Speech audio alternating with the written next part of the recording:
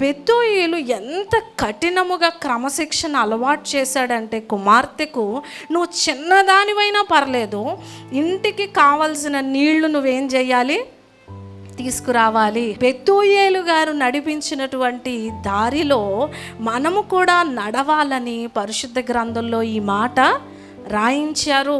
మన క్రైస్తవ కుటుంబాలకి Bible has set an example how to upbring the children. ఎలా పిల్లల్ని పెంచాలో బైబిల్ మనకి తెలియజేస్తూ ఉంది. హల్లెలూయా.